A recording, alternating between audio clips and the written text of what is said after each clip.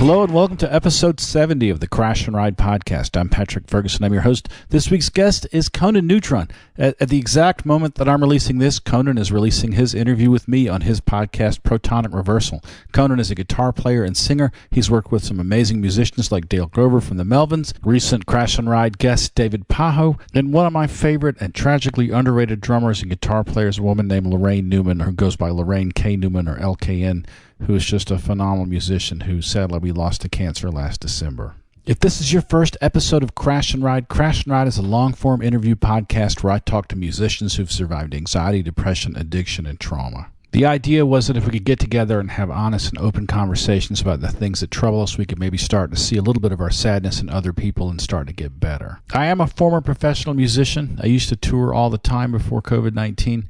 I guess like most of us, I'm still sitting at the house waiting for things to get better.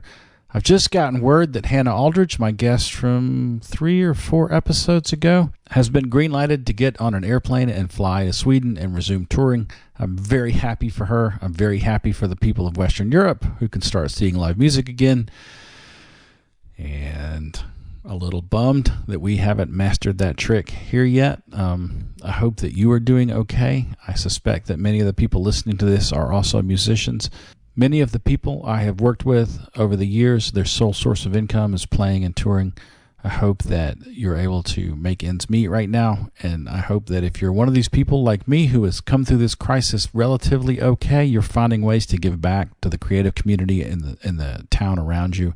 Don't be shy about reaching out on social media if you notice that a musician that you care about maybe is struggling, and maybe don't make a big show of it, but slide them a few bucks on PayPal or Venmo or Cash App or whatever, because the people who wrote the soundtrack for your life, in many cases now, are just one rent payment away from going under.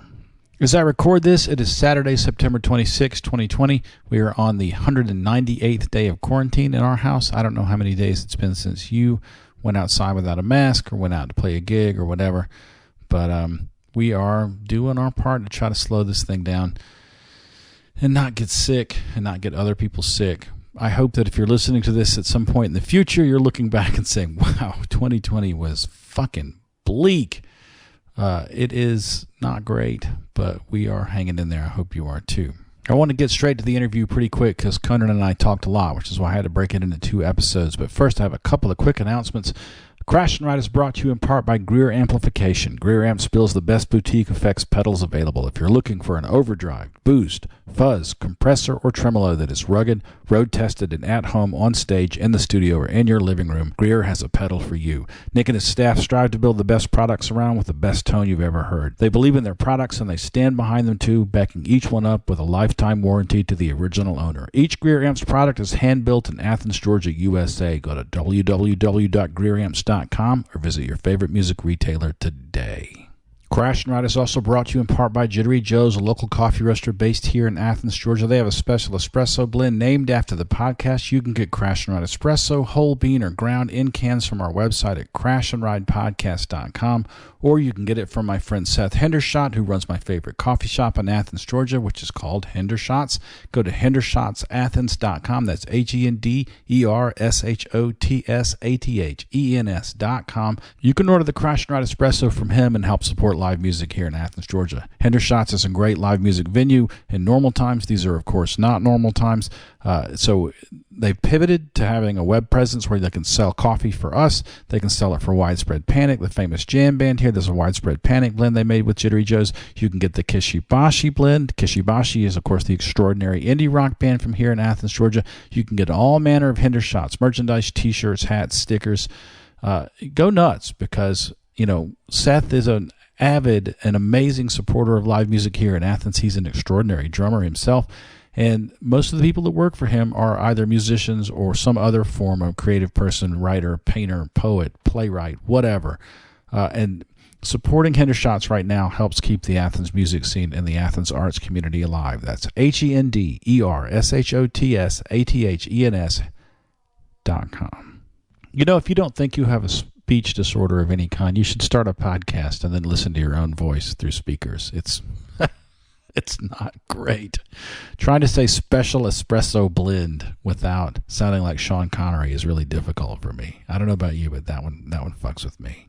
Later on in this broadcast, you'll hear a brief recorded announcement that kind of pops in the middle of the interview where I talk about Backline and NutriSpace and the National Suicide Prevention Talk Line. Those are 3 different resources for mental health for musicians in America. But here at the top of the broadcast, I want to talk about a thing I just discovered right here in the middle of the COVID-19 crisis. The National Alliance on Mental Illness has a special 800 number you can call if you need help. That's 1-800-950-6264. That's 1-800-950-NAMI between 10 a.m. and 6 p.m. Eastern Time. That's a new mental health resource and talk line for people who are in crisis. Give them a call if you need to talk to someone, if you need to find a therapist or a psychiatrist in your area, some kind of sliding scale mental health services. That's 1-800-950-6264. 1-800-950-NAMI between 10 a.m. and 6 p.m. Eastern Time. Outside of those hours, there's a 24/7 helpline. The National Suicide Prevention Lifeline is 1-800-273-8255.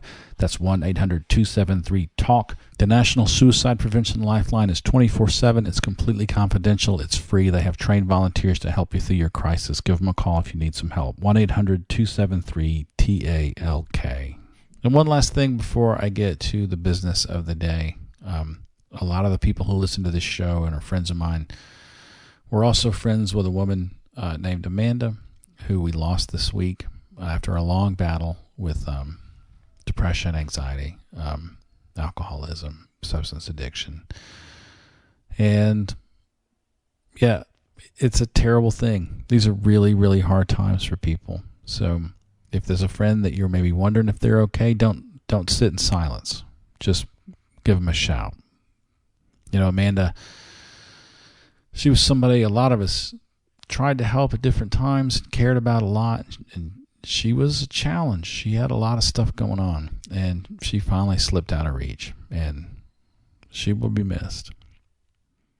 All right, Conan Neutron. Conan is a guy that I have known sort of via the internet for a very long time. I was always my mind was always blown that I would see, he's touring in a band with David Yao from the Jesus Lizard. Oh, Dale Crover is playing drums. He makes these connections, and it's remarkable. The people that he's played with, David Pajo, one of my favorite guitar players in the whole world, has played on a record with him. Lorraine K. Newman, one of the most astonishingly talented musicians I've ever seen play in my entire life. And Conan's making records with these people. It's kind of remarkable. Conan has an incredible amount of hustle, and he's always got something going, and he's very good at letting people know about it. So I was sort of interested to talk to him about that, and then as we got to know each other, he was very candid about the fact that he struggles with bipolar issues, that sometimes he has these periods of incredibly intense maniacal activity, and then he has periods where he can't get out of bed. And I thought that was really interesting because I have the same thing. So I wanted to talk to him about it. And so, a couple of weeks ago, I appeared on his podcast, and that is broadcast live, but then a recording is released a couple of weeks later. So that's coming out at exactly the same time as this podcast. So if you want to know a little bit more about Crash and Ride, about my history, you can go check out Protonic Reversal, which is Conan's podcast. And then not too long after that, he and I got on the phone and stayed up pretty much all night telling war stories and talking about punk rock shows and stuff that we've done. And I have almost all of that preserved here in this podcast. Like I said, I'm breaking it into 2 episodes because there's so much of it. And the second half will be out later this week. All right, there's a lot of it, so I'm just going to get right into it. Let's jump into this interview I did with Conan Neutron.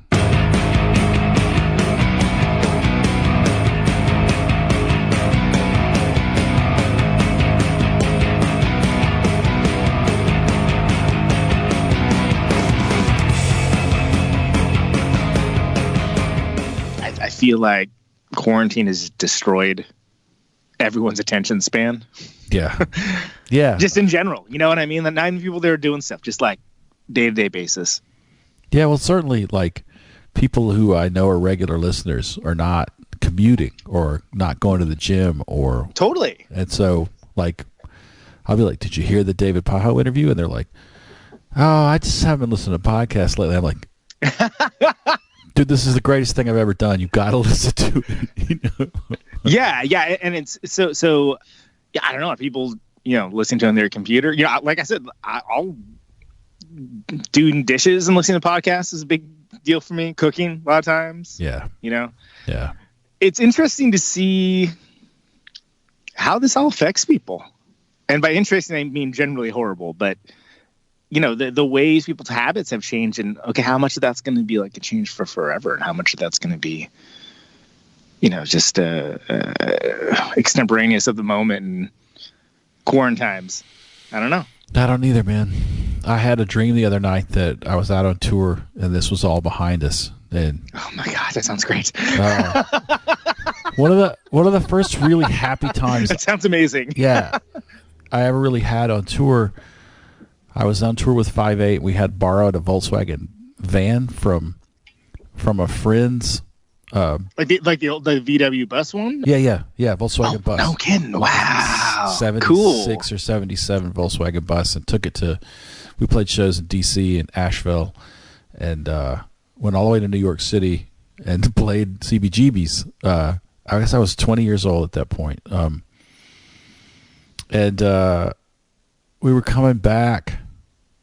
We were just coming home, I think. I think we might have had a Raleigh show or something. We stopped somewhere for the night in like Durham or something, and then got up the next morning and got like one of those, like back then Dunkin' Donuts had a virtual like bucket of coffee that you could buy.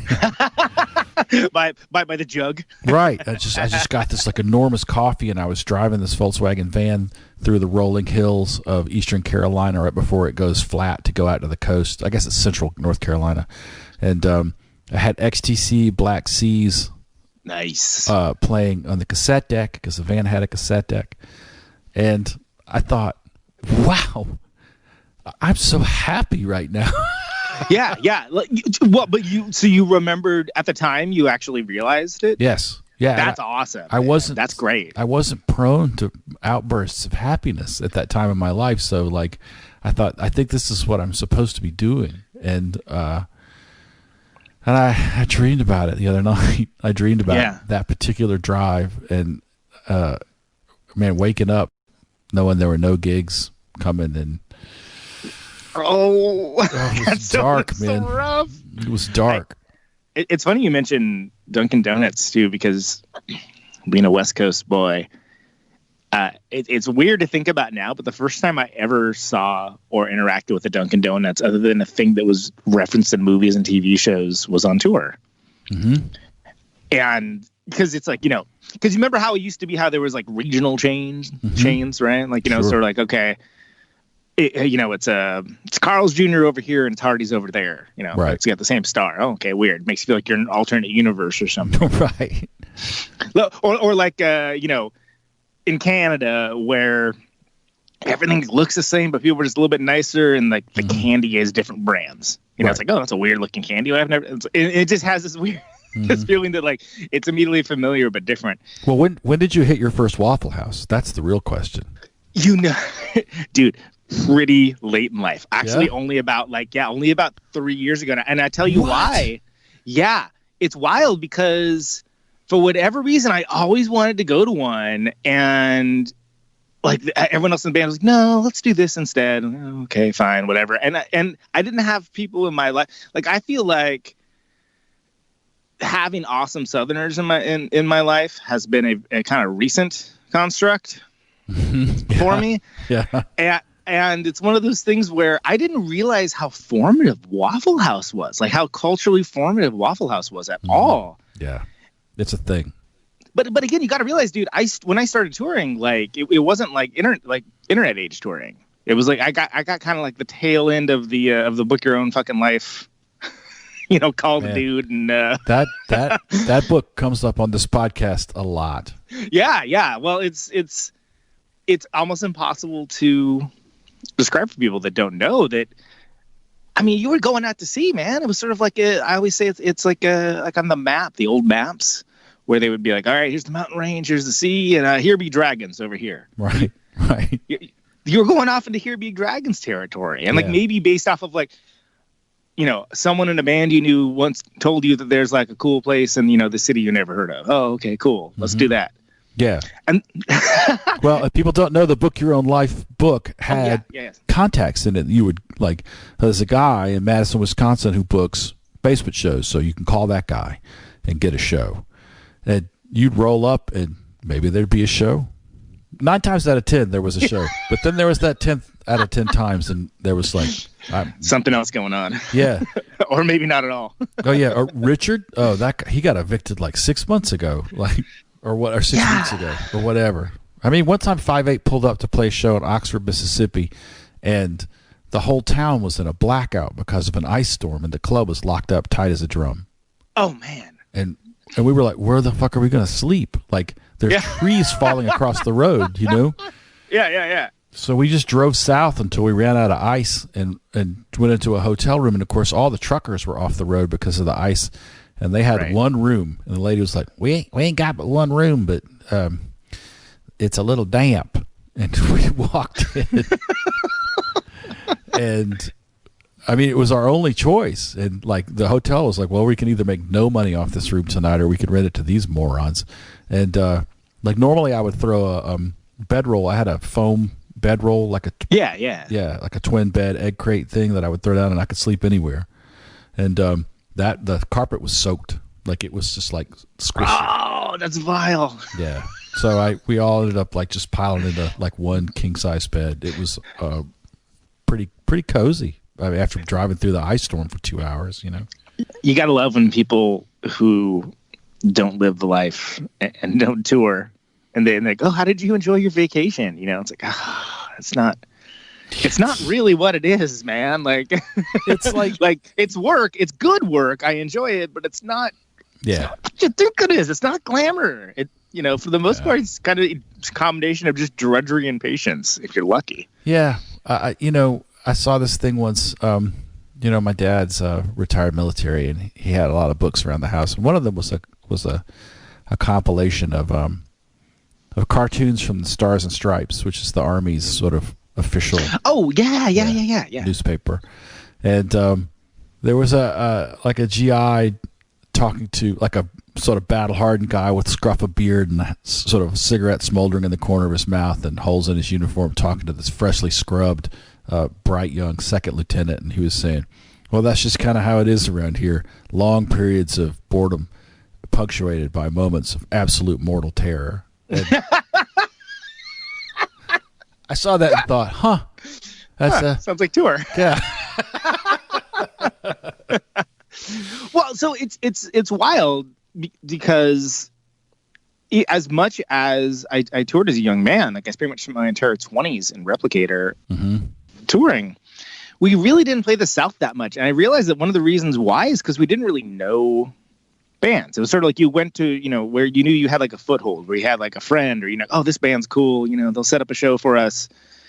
And we just didn't have that many contacts in the South. But I will say there was a cultural, not bias, but stigma that for whatever reason, and I say this as someone that flat out grew up in like the Kansas of California. Like I grew up in California, but it's, you know, I grew up in Steinbeck country, and it's like, you know, intolerance of all kinds as the general rule, you know, casual racism, sexism, et cetera, et cetera. But it's almost like you get this idea in your head. This isn't dissuaded by anything, that everything is just, you know, the worst part of like Alabama or Mississippi, just the, you know, and if you don't know anyone, I mean, it's such a huge country that we end up spending in that band. You know, we spend more time in the Midwest and the East Coast than we ever did in the South. Because the thing is, when you're coming at it coming from the other coast, I mean, good Lord, man, it's a big country. Yeah, it's enormous. And you know, no one was paying for anything. So it was just sort of like, all right, we got 3 weeks. How are we going to do this? Yeah. And so what ended up happening, I mean, flat out, man, it's crazy because I have such strong Louisville connections now, if nothing else, just through Tony, but, you know, through the PRF and whatnot. You know, Replicator never played Louisville. And I was like, wow. When you think about like that sliding doors thing of like what would have happened if we had like got in on Louisville earlier, because it's like one of my favorite cities. I love it. I love the people there so much, and I have such a deep connection to it. And it's like, wow, I didn't discover that until like this band. You know, I didn't really discover that until, you know, Criminy, man. I think it might have been 5 years ago or something, where I think actually might have been Secret Friends was the first time I ever played Louisville, which is crazy for a lifetime spent touring. That was like, oh, that was 5 years ago. And I've, I certainly made up for lost time since then. Yeah. But I mean, Louisville is also ground zero for a whole, wing of punk and post-punk and post-hardcore that, I get it, like certainly we just didn't know anyone. Yeah. Flat out, we didn't know anybody. But also anytime in the 70s that you turn on your television, it's like there's Bull Connor or there's George Wallace or like some cracker asshole with an axe handle in his hand, and you think, I don't want to go there. But you think Deliverance about literally everything, which is insane and reductive and terrible. But that's the culture that you're fed. Like those are the images you're shown. Right, but also Martin Luther King is a Southerner. Exactly, he's a Southern man. Exactly. All the guys in REM, Southerners. William Faulkner, Southerner. Like, it's easy to overlook that there's an incredible, literate, rich culture here with Flannery O'Connor and Carson McCullers and of course REM and Guadalcanal Diary and all these really amazing bands. And then there's been a huge punk scene here since the Sex Pistols played Atlanta, and that launched 1,000 terrible early punk bands that some of which ended up becoming really great bands. But I get it. I get the cultural bias, but I also think that there tends to be in America a tendency to displace the racism of each non-Southerner's own region onto the South, so as to not have to make any structural changes. Like you could be in Chicago north of Navy Pier and think this is a progressive liberal northern city, and everything from south of Navy Pier looks like Beirut in 1982 because that city is an apartheid city, and say, well, the South is racist. We're not like that up here. I'm like, brother, are you familiar with the Chicago Police Department? It's a thing that I think Americans like to sort of, it's a fable they like to tell themselves so they don't have to deal with their own shit. And completely agreed. Yeah, completely. And going from one of the most integrated cities in America, Oakland, California, to one of the most segregated cities in America, which is Milwaukee, Wisconsin. Let me just say that was something that I noticed almost immediately upon moving here, which were things that, because of the nature of the rock venues, aren't over in those areas. I didn't know until I sought it out. And much that same way, tour kind of reprogrammed my brain in the way that it's oh, people do live everywhere. And, I have this misconception about what these folks might be or what they might believe. And I didn't know anything about that. And that was good for me. That made me a more humane and caring person, and made me kind of understand, the Rashomon effect of, hey, not everyone gets to be on the winner's side of history. Yeah. I feel bad for people who don't live in a place where black culture is integrated into everyday culture. I grew up in a town. I grew up in the town that had the first black mayor in the whole South. There was a guy. He was the assistant, whatever the sort of equivalent of a vice president is to the mayor, and the mayor died in office, and suddenly there was a black mayor of Columbus, Georgia, and there were some people who were really unhappy about it. But there was also a large black middle class that was the product of the enormous military base there, because there's a big black retired NCO culture in South Columbus. And I'm not saying Columbus is some kind of progressive mecca, but but I get it. But our culture wasn't segregated. We lived together. We went to school together, and man, life wasn't easy, but it was good. I had a lot of cultural experiences that I wouldn't have had growing up in, say, Wicker Park, So right, yeah, and even with stuff Oscar Grant and things along those lines, I guess I just didn't realize how good I had it in Oakland. That it's everyone kind of approached things from a real humanist view, and you had all these different cultures sitting side by side, and just trying to be awesome to each other. Don't be a dick, and yeah, and to have that just be a thing. I knew it because that's not how I grew up. That's not how it is in the Central Valley. Although, to be fair, it's way more anti-Mexican sentiment than anti-African American, just because of the migrant population for picking fruit and crops and things along those lines. Yeah, I think if anybody anywhere in America climbs up on their soapbox to condemn the racism of some other part of the country, they're just blowing smoke up their own ass at this point, because we've seen it. Like, it's everywhere. Yeah, it's the whole. How does it manifest, and like how blatant is it? Yeah, I mean, Chris Stapleton said it best. Like last week, he said the America that I grew up believing in is a myth. And like a lot of country music fans are losing their minds, and everyone else is like, yeah, well, okay. Yeah. Welcome to the party, pal. Yeah. I mean, he think he's great. As I said on social media, if Chris Stapleton ever announces he needs a drummer, the most dangerous place to be in America is going to be between me and that drum kit. It's great. So did you grow up in California? You're like California born and bred? Yeah. So first 17 years was in this town called Modesto, California. Yeah, I know Modesto. Heart of the Central Valley, Gallo country. Okie country. Oh yeah. And, lots of almonds, tomatoes. So here's a dumb question, but I have to ask you this. Yeah, hit me. Every kid in Georgia gets his driver's license at 16 or whenever they get it. You're going to hang out with the other punk rock kids, or you're going to hang out with the other metalheads or the other stoners. You had to have a car so you could drive to that particular parking lot and hang out. Which is the one you hung out at, yeah. So everyone was like, from the day they turned 15 and got their learner's permit, they were just itching to get their driver's license. And most people got it within days of their 16th birthday. And then the first time you're alone in the car and you fill up the tank, you think, man, I could drive this thing to California. I could just keep going. Yeah. Yeah. And it's always California. I could drive this to California. I could go all the way and like park in a parking lot and walk out on Venice Beach and see the Pacific Ocean. And it becomes this like magnetic north, like magnetic west. Like, yeah. What the fuck do you do when you get your driver's license in California? What do you think? Like, I could drive to the 7-Eleven. Like, well, I can tell you what it's like in the Central Valley, which is that you think to yourself, I could go to the Bay Area. Okay. Which is only an hour and a half away, but culturally is a world apart. Just like nothing, absolutely nothing in common. And especially back then, like the idea of like, wow, I have my head kicked in from all this awesome weirdo music and discovering it. It's like, well, there wasn't even the ability to listen to stuff.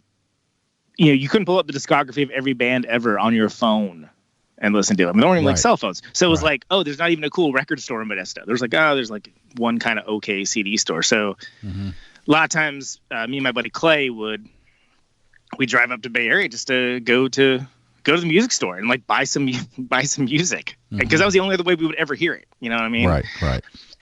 And that was formative for me. And it wasn't even the dude with the car. It was Clay. But we were sort of like a gestalt entity. We were like an inseparable pair. Mm-hmm. And he's a dude. He looms large in my life because he's the guy that, I was like sitting around the house one day, ding dong. Oh, okay. Let's go to the door. And Clay's there. And he's got a bass guitar strapped on, and he's kind of like playing it. And he's like, hey, I just got a bass guitar. You should go buy a guitar so we can be a band. Like, this is what he said. I'm like 14, 15. And I was like, oh, okay. Just like didn't really like, it wasn't like anything deeper than that. I was like, oh yeah, why should it be more complicated than that? But, right. What did you get? So I went to the music store and I got the crappiest 3/4. It was a Memphis. It was called a Memphis guitar. Oh, I know Memphis guitars. I got it because I liked the color. I didn't know anything about guitars. I didn't know anything about anything, right? But I love the color on this guitar. It was this deep dark blue, and it came with an amp, so that was a bonus for me. It was this little Applause amp that's like 25 watts, something like that. And I could not have been more ill-equipped for a life of rocking with this very poorly built, crappy 3/4 guitar, but could not have loved it more.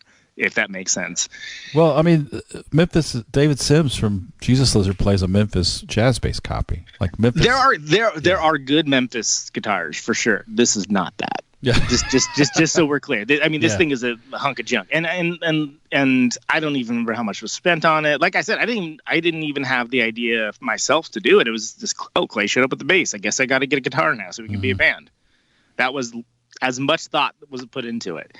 The first pedal that I was sold by the helpful dude at the same music store later on, I was like, hey man, I want a pedal that makes the guitar sound different, like make it kind of sound more like I try to like simulate the noise of a distortion pedal without knowing anything about pedals. I was like, that sounds like a wah pedal. Oh, for God's sakes. So he sold this this dumb skinny kid a wah pedal, and I'm sitting here being like, this is not what I thought this would be. And of course I didn't, I was kind of learning some Ramones chords and had no skill whatsoever. So like, oh, well, it's kind of cool if you like leave it kind of at the top like this. Kind of sounds, no, I actually hate this. Yeah. But yeah, I definitely did not start off as a gearhead. There wasn't really any musical dynasty or anything with my family or anything along those lines. Like everyone enjoyed music, but nobody really played it. Yeah.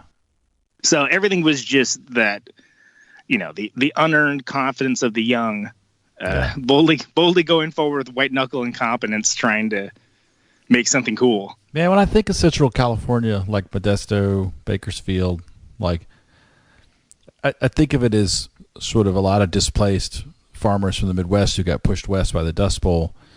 But those towns now, like a lot of the 80s caused a lot of family farms to collapse, and a lot of agribusiness bought up a lot of the agricultural land in the Midwest and in the West.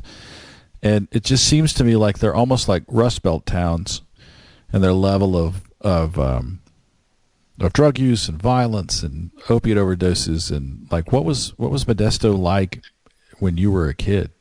Well, that's very astute, because that's exactly what it was like. And, of course I had no frame of reference for anything, but there definitely, there was a lot of, I used to say like the chief export from Modesto was despair. Yeah. Yeah. And, it was a not like, so there was two things happening. There was a sort of idea of trying to aspire to the suburban ideal, kind of almost like Pleasantville style or something as well. Mm-hmm. And then along with that, you had, the fact that people were not doing good. They were starting to, NAFTA hit. And that was like a little later. That was like after I left, but things were already kind of starting to slide. Like it definitely was, there was the people trying to keep those glory days going of what they thought it ought to be. Yeah. And not dealing with the reality of what it was. So there was a ton of drug use. I mean, I was around drugs a lot. And my parents, both of them, my mom and dad, they like drugs. Mm-hmm. I mean, they flat out, there's no other way to put it. Like I got to see every type of drug other than heroin done in front of me by the time I was 8 years old. Wow. And I didn't know any, why would I know anything different? I'm just a kid. Mm-hmm. I'm like, oh, not everybody's dad, like, snorts some weird powder and then does karate kicks to Van Halen. Oh, okay. I just thought that was life. Your dad was guided by voices? Yeah. And now a high kick. But it's just, for me, that was water. I didn't know any different from it. Yeah. And, it wasn't until like I started getting older, I was like, oh, everyone else doesn't really have this experience. And so it was weird whenever I would go to a friend's house that had like a real, if not like the typical nuclear family setup, but have things a whole lot more together than we did, like a lot more together, which is to say, have a home. I mean, like for me, 14 times I moved before I was the age of 17. Yeah. And when I say something like that, people are like, oh, was your dad in the military? It's like, well, no. They just didn't have their shit together. Yeah. Yeah, I think that and that's one of the, we're just talking about the sort of structural racism in this country, that if you meet a white person who moved 14 times before they were 17, you just assume that it was for dad's work. Immediately. Yeah, absolutely. Yeah, immediately. Yeah. But like, I know a lot of kids who I've, with some of the volunteer work I've done and just being around the homeless shelter when I was younger, like some of those kids have moved that many times or more because the things were just unstable, Yeah, and that was my childhood. We got off the highway one time just to check out Bakersfield. 5/8 made a record in San Francisco and then mastered it in L.A. And so we were just kind of running up and down the 5. Yeah, Bakersfield's about the middle. Right. And so, I'm a big fan of that, like oaky electric country that kind of sprang up around there. And I was like, I want to see Bakersfield. Then I had this mental picture of kind of, I was kind of imagining the set of Hee Haw or something because I was young and it was before the internet. And so we jumped off in Bakersfield to get gas and just to kind of drive around a little. And it was this dusty, like broke down looking place. And maybe we just went to the wrong part, but like we'd been there about 20 minutes and suddenly there were like locusts. And I was like, like I already felt like we were in this weird, like desolate, like just spiritually dusty, kind of broken place. And then suddenly there was a literal biblical plague happening. Yeah. And I was like, let's go. Let's get the fuck out of here. Big Cormac McCarthy energy, right? Yeah, man, it was dark. I was like, wow, this is not what I expected at all. I thought at least there'd be like a Buck Owens statue or something, but no. Well, yeah, it's not. Yeah, it's not even that they don't know. It just doesn't matter. Like the amount of things that just don't seem to matter to anyone in the Central Valley kind of blows my mind in retrospect, but it's wild how much it's just accepted. Like, all right, well, that's just the way things are. And it's like, well, it's bizarre that you have this whole other world of things that it's not that you're going to necessarily put all your energy into, San Francisco or Berkeley or whatever along those lines, but just the idea that you could make something cool, but no one does. It's just everyone kind of kicking rocks and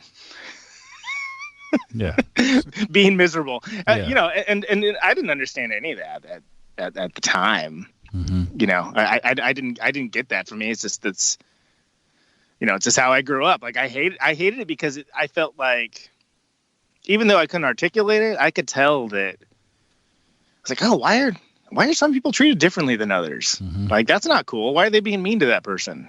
And so you got out of there.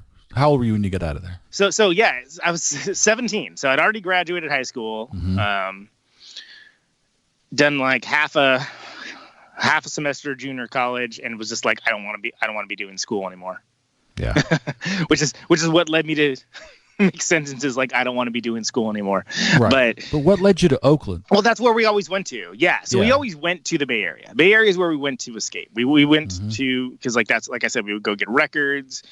Actually, not even records, get CDs.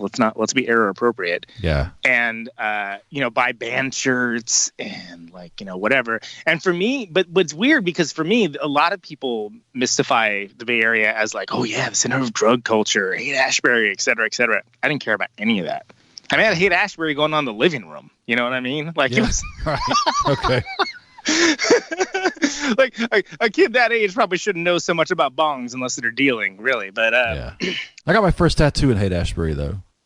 No, I actually like Haight-Ashbury a lot. Yeah, I mean it's definitely, there's a weird scene going on in like what's the park there? It's not Berkeley Park. It's Golden Gate Park. Yeah, Golden Gate Park. This like a really, that bad hippie energy. That like Charles Manson energy really just kind of radiates out of Golden Gate Park in a bad way. But I went to is it the I-Beam? Is that the club at the top of the hill there? Oh man, used to be. And wow, yeah, that's a Fillmore is kind of not super far away from there too. Yeah, it's well, so Clay and myself, we knew that the kind of stuff now I'm talking about my parents. I've only been talking trash. What I haven't mentioned is the fact that my parents had a great record collection, right? Like I got to hear Black Sabbath and Led Zeppelin and Neil Young and the Beatles, blasted it usually at top volume, much to the chagrin of the neighbor. As a kid, I grew up on that. So I had music around me like a lot, and it was very much encouraged. But it wasn't until I heard Nirvana where I was like, oh, this seems different to me. This is different somehow. And Nirvana begat Sonic Youth and Butthole Surfers and Melvins and so on until I was like, oh, this is for me. This stuff is cool. Like, I like these songs, I like this band, but this is for me. This is what's happening now, and this hits differently. And then I just wanted to know more about it and be a part of it. So at that time, though, like, I'm trying to think of what Bay Area bands, like, even as far remote from the Bay Area as Columbus, Georgia was, I was really into San Francisco music. I was really into Dead Kennedys. Oh my God, yeah. That was a world changer for me. Yeah, fucking MDC and all those Texas bands that moved to San Francisco, like the Dicks, And, didn't the Big Boys also? I think maybe they stayed in Texas. I don't remember. They stayed in Texas. Gary Floyd from the Dicks. He started a band called Sister Double Happiness. I didn't know anything from him at the time, but he's 5/8 played with Sister Double Happiness in the 90s.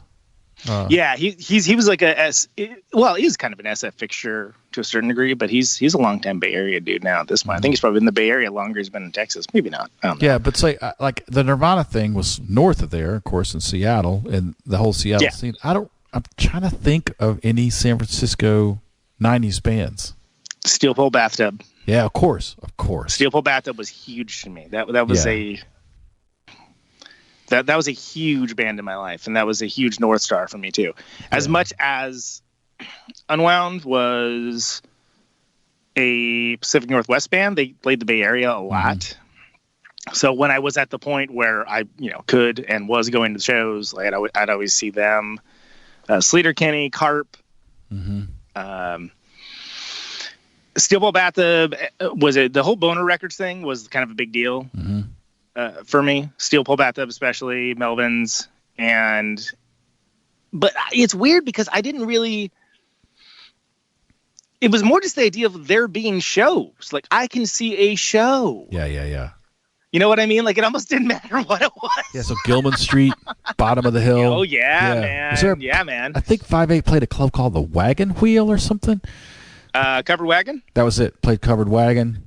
Used to work down the street from that place, and they used to have these awesome matinee shows. So, like, you'd get off work at 5, walk over to the Covered Wagon, have a beer, see 2 bands, and be back in time for dinner. It was wonderful. I loved it. I loved it so much. Yeah, the Bay Area. I don't know when the transition to sort of tech town started, but when I was there was no sign of capitalism in any like exploitative sense. The Bay Area was wide open, and I was talking to someone about that recently, like just how that change happened and how it was. It just kind of seemed to happen quickly. Like, it was sort of like, oh, I guess this is always here, but it's like, oh no, this is like the Borg now. Like, and it just happened suddenly. Yeah, some guy. We were at Brilliant Studios, which was in the old Bell Foundry off Market Street between 6th and Market, or at 6th and Market, sorry. And it was a really, really shitty area. It was just a few blocks from the San Francisco Chronicle building, and it was just cheap real estate, so they put a studio in this big room. We were in there making a record.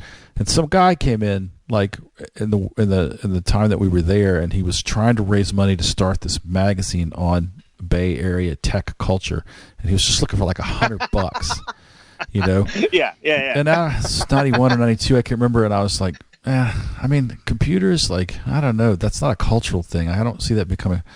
And he's like, yeah, the magazine's going to be called Wired, and I was like, yeah, okay. Oh, that's a dumb name for a magazine. Well, I thought, at the time, if you told somebody you were Wired, why don't you just call it Computer? Right. Well, at the time, to me, Wired. Oh, blood, Wired. It's totally different. Yeah. Totally. And they just basically just shoved him out the door because we were busy making a record. Yeah. Kind of didn't really connect with that dude. I kind of caught just the barest tail end of awesome Bay Area, awesome San Francisco, whatever you want to call it. I caught just the tail end of it right before it changed, basically. Tell me about your first place in Oakland. Like, you moved to Oakland. Because, like, I just want to say, when that place Ghost Ship burned a few years ago. Yeah. It's an unbelievable disaster. And for folks who don't know what we're talking about, there was a big art and living space in a warehouse in Oakland, which is where a lot of the people who were sort of the kind of cultural creative class that were living in San Francisco and got priced out by all the tech douchebags got sort of pushed to Oakland, and some of them were living in this enormous warehouse called Ghost Ship. And Ghost Ship, if you can find pictures of it online, is one of the most beautiful looking places I've ever seen. Just the way that it sort of fell together with all the old recording technology and old musical instruments and like the sort of weird North African opium den like furniture. It just had a beautiful look and looked like a really cool place, but it was really not maintained with any eye towards safety. Not at all. Not at all. A friend of mine, Kiyomi, died in that fire. Man, I'm so sorry. It was December.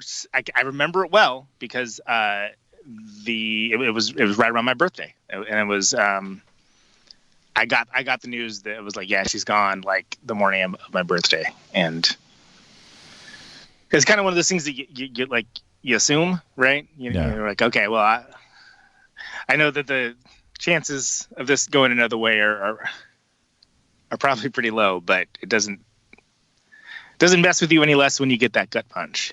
Yeah. But it is, I mean, it was indicative of kind of old Bay Area, these spaces that people kind of terraform and just create. Like in the Ghost Ship case, like it was definitely like, I don't think you should be using pallets for that, man. But that was definitely the old Bay Area spirit. Like, hey, let's have a bike rodeo. Oh, okay, cool. Like just making something out of nothing, which is so inspiring to me. And I did get to catch that and be a part of it in some cases. And I always kind of at least held the spirit of that close to my heart. Yeah. So what was your first place like? Like, you got a place in Oakland. Like my first place out of college after I dropped out of school was I was sleeping in the rehearsal room for the band the Dashboard Saviors had it, and it was like, it was filthy. And I mean, I felt free but broke as shit. Yeah. But like, yeah. And even Oakland wasn't cheap then. It wasn't at the time. Like, again, it's I got to see like the slow change. But we had a 1-bedroom apartment that was for $525 a month, which is absurd. Like, you couldn't get a closet for that now. Yeah. And so that was Clay, who I mentioned earlier. My best friend in the world, the dude I basically started doing punk rock with. Mm-hmm. He and I moved up to Oakland. Didn't really have jobs. We didn't really have a plan. We just were like, oh, let's move to this place that we like being, that has people that we have an affinity for and things that we want to do. When your total rent liability per month is $212.50 each. Yeah, it's a lower barrier of entry. Yeah, exactly. You can hustle, And I had these bunk beds. And so we set up the bunk beds in the living room, and we're like, oh, why don't we live in the living room and we'll rent out the bedroom, and then we'll have even more money, just like what? Yes. Like dumb kid stuff, right? Yeah, so, sure. And of course we're like, oh, we can decorate however we want. Let's put rock and roll movie posters and Fangoria pages on the wall. And hell, let's put them on the ceiling too. Basically, let's make our crappy little 1-bedroom apartment on Claremont into like a live-in art project. Mm-hmm. But like with the sensibility of people that are just barely outside of being teenage boys. Sure. So you can fill in the blanks on that one. Oh, I've stayed in that apartment a million times on tour. I know exactly what you're talking about. It's like you got your Phantasm 2 poster over there. Yeah. You got your Sonic Youth poster over there. You have just like some like bizarre looking art thing that's like ripped out of a magazine, and it's just all chaos. Right. Absolute chaos. And there's like mustard in the fridge and nothing else. Yeah. and you're living hand to mouth, and then something happens and you have a windfall, like you get like 3 days of union work, and you have $1,000, and what do? You buy a fucking sword, like yeah. 2 swords actually, but right. yeah, there was a knife bazaar at the Ashby Flea Market, and I was always like, hell yeah, I'm gonna buy so many knives this week, and was like, what am I doing with these knives exactly? Yeah. Like I just thought it was cool. I was enjoying being an adult. I was enjoying the freedom of being an adult, and it was the stupidest. I miss the chaos sometimes. I miss the lawlessness of the, like, you know, the first time I got to the Bay Area in the early 90s to make that record that we made at Brilliant Studios, like, yeah, every bar that I went to had a courtyard, and every one of those courtyards was absolutely redolent with marijuana smoke. Like, and at the time, it was illegal, and yet there was this kind of like, you know, we don't really like jive with the police. Why not? Because fuck them. That's why. Like, and that was the sort of Bay Area culture. Yeah, that was very influential to me. Just that attitude of like, oh wow, they're just cool about this. Yeah, and the flea markets, you know, like that whole amazing. Yeah, the $5 like Army field jacket that you know you could wear for the next 10 years. I've still got mine. So I say 10 years. It's been 30. You know? Like, and, 10 on the short end. Yeah, right. And I don't know where that culture is anymore. Like, I know there's a bunch of people, I think, in Kenosha, you know, before it got flipped upside down last week and burned to the ground. I think there was a little bit of a punk culture in Kenosha, but like even as a guy with a kid and a mortgage and all that, I'm still really nostalgic for the just wide open feel of the early 90s. Yeah. I mean, Kenosha's cool. It definitely, when you talk about earlier about bands being influenced by the Sex Pistols, I didn't realize until living here how much it's like, oh no, that there's like a certain type of punk rock that, you know, I didn't realize people still dress like that. Wow. You know, kind of mindset. But there's also people who are cool as hell, like Jeff Moody, who's the only reason I even know that city exists. And always made it kind of, and that was a latter-day learning point of, well, something you learn on tour is that as great as the big cities are, and they're these, you know, cities you want to see, you want to be a part of, you want to play shows there so you can experience some element of it. There's places that I would never know from at all if we hadn't just picked up a show there. And it was like, oh, this place is awesome. This place is beautiful. Like I still remember the longest I'd ever been out, and the furthest from home I'd ever been was a place called Palmer, Massachusetts. Really? Mm-hmm. And we played at, we thought it was a venue called The Shed. Nope. It was literally a kid's shed that he threw shows at. And it was amazing. If you need to do number 2, you had to like go up to the big ranch house, and you know, his parents were like watching Matlock or whatever, you know, whatever they were up to. And be like, oh, are you one of so-and-so's friends? Oh, yeah. Okay, bathroom's over there. And there was this, I characterize it as like Stephen King wilderness all around it that just blew my mind. Yeah. But everyone that came to the show, like, could not have been cooler. And like after the show, they like took us, like the show took us out for dinner at the local diner. Oh, everyone just kind of pulled up stakes, and we all went to and I was like, this is amazing. I would never look at this town twice on a map. Yeah, I'm so nostalgic for the after show diner. Every town's got that place. Some of them are better than others. Some of them are absolutely sublime, but like Monty's Blue Plate in Madison, like I would cheerfully push someone into traffic just to walk in the front door of Monty's right now. You know, I should say parenthetically that lawlessness and that feeling of being wide open in the Bay Area that I'm nostalgic for, and you know, St. Mark's Place in New York City had that feel and stuff. My nostalgia is definitely a product of my white privilege. Like, absolutely. Oh, sure. Those places were not wide open and free feeling and liberated feeling for people of color, black or brown. Well, so that's funny you mentioned that, because so that was the first place we lived, and that was like, you know, the again, extended punk rock, teenage boys becoming men situation, and that's interesting and all. But I ended up in West Oakland. We ended up in this huge house. I think we had something like 8 people, living there at the time, on Market in West Grand, deep in the heart of the West Oakland ghetto. And we loved it because we were like, oh, great. Here's a big space. We can do cool stuff with it. It's going to be awesome.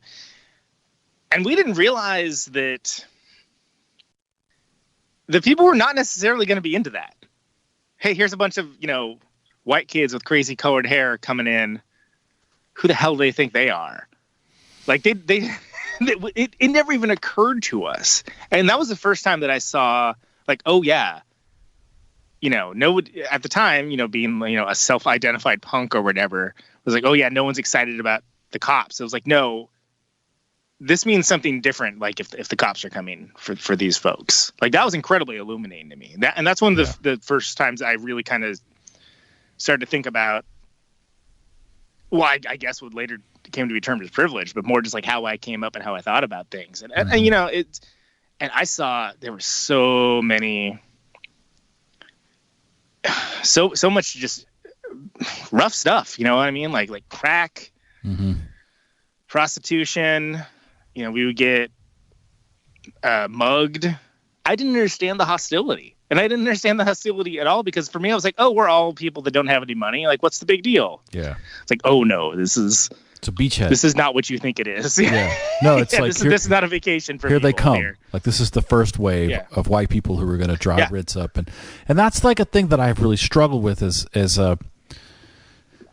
I mean, I moved out of the country because that's kind of who I am, like I grew up in the suburbs in South Georgia, but my grandparents were rural, and I now have a house almost the same size as the house that they lived in on the same amount of acreage, almost exactly as remote from town as like, it's a weird thing that I gravitated towards that. But, my ideal has always been, if you're going to live in a city, go to a neighborhood that is cheap because you don't want to pay uptown rents and you don't want to have to deal with homeowners associations and other ways that petty tyrants climb up on little soapboxes so they control other people's lives.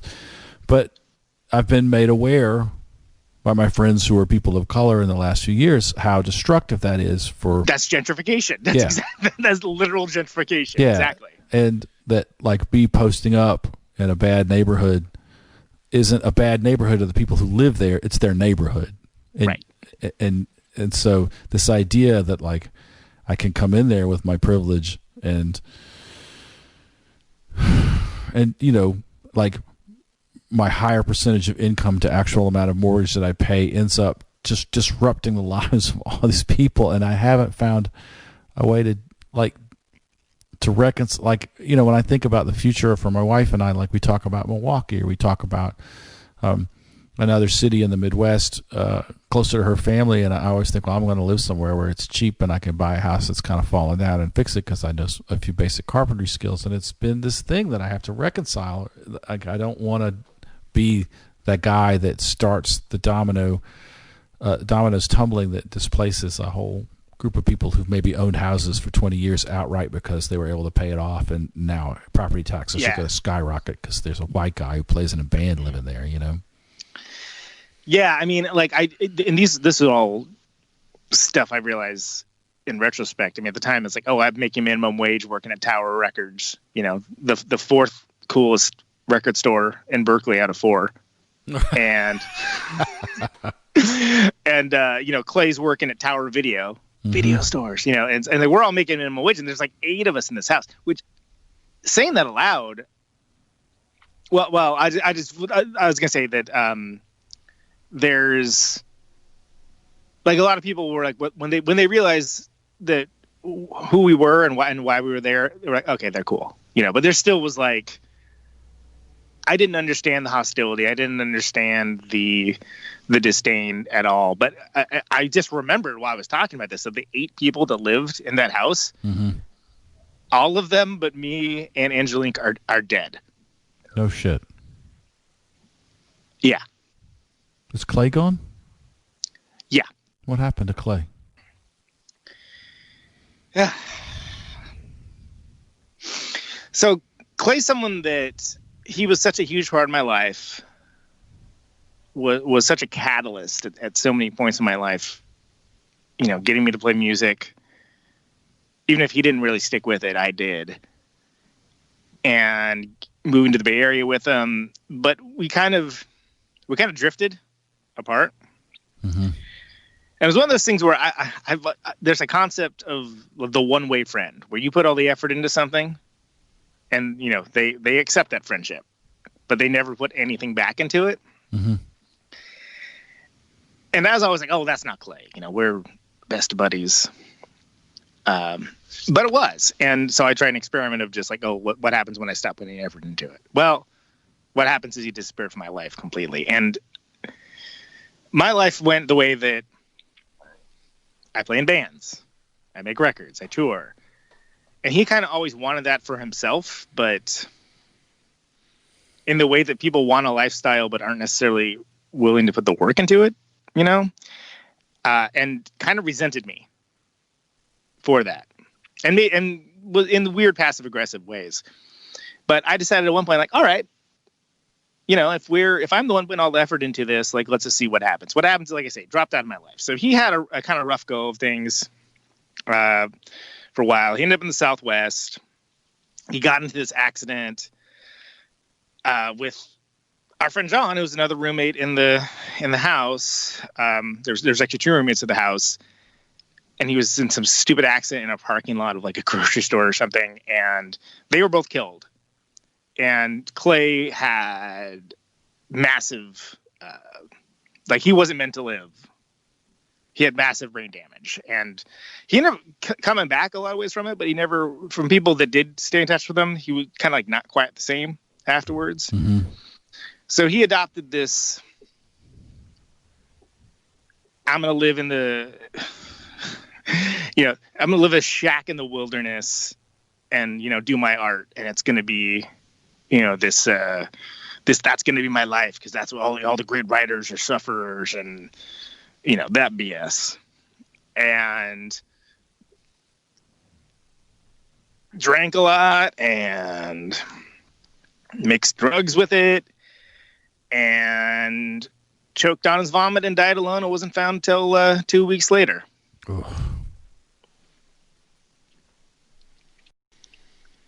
Yeah, that sucks. Yeah, and it's...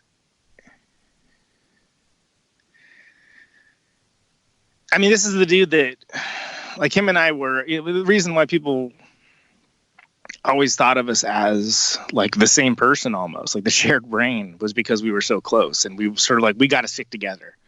You know, rest of these people don't know, but we got to stick together. And even though it had been, like, years since I'd had a relationship with him, I mean, I still...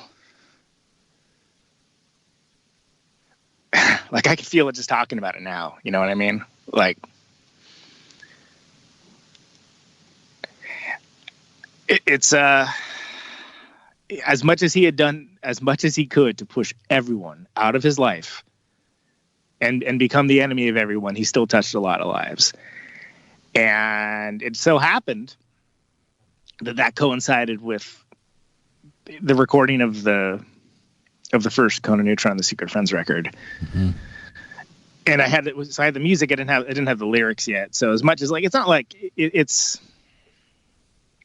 not explicitly about him as if, like, oh, this is the, you know, song one is when we, you know, moved to the Bay Area. Nothing like that. But there's a huge part of Clay in that record. And that's why he's on the album cover. The album cover is actually, I just remembered this. In high school, we were very consumed with the idea of being in a band, not just being in a band, the idea of being in a band. Mm-hmm. Like we would sit there and figure out what the discography, like what were the album names going to be? Yeah, no, I did that. Yeah. Yeah. Well, we decided at one point that we should call our band Bloodbath because then we could have a record called Red and a record called Blue. So it'd be Red Bloodbath and Blue Bloodbath. And we thought that was about the most clever thing we'd ever heard, you know? But we had, at one point, we was like, oh, well, this is so stupid. We're like, oh, we should take some promo pictures. Mm-hmm. You know, for this band that, you know, can barely scratch a song together. Right. Doesn't practice regularly. Like, all the ways you think of being a band, like, that is not, we were not doing any of those things. It was, and if we were, it was just at this ridiculously slow, incompetent level that, later would pay dividends for me, but was just what I didn't realize at the time was having fun. But I was like, no, this is serious business. We both were. Yeah. And I was like, no, man, it really wasn't. It really wasn't. But we took these photos, and these were meant to be promo photos because we got to have promo photos. Right. Because we were used to getting Rolling Stone, getting Spin, and be like, oh man, look at that, look at that picture of this band. Oh, it's cool. They did this and that, Yeah. So the cover for that first Secret Friends record, it's one of those pictures, and it's Clay and myself, and it actually, but it's an artistic version of it. Like David Yao does these things where he I don't think he's doing it anymore, but he would touch up photos and kind of make them surrealist paintings on top of them. Mm-hmm. So it's one of his sort of surrealistic paintings on top of that of just us being complete cornballs. Yeah. Not we were oh, we're so badass. We're so cool. I was like, motherfucker, you ain't cool. Are you fucking kidding me with this? You were the biggest goobers ever. But at the time we were like, oh no, we're not. And at the time, that was how we felt about it. But looking back on it, it's that's adorable. That was such a huge, that got me through, constantly moving around and having these fuck up parents that had these burnouts all around them and just having no organizational structure in my life. Mm-hmm. Was that the mechanisms of coming up with these absurd ideas of all the stuff we were going to do, these future plans. Yeah. Absolutely none of which would come to fruition. I had imaginary bands in middle school and high school, until I finally started my first punk rock band at I guess I was 15 or 16. And, and I started working at the band thing, that became my thing. Yeah.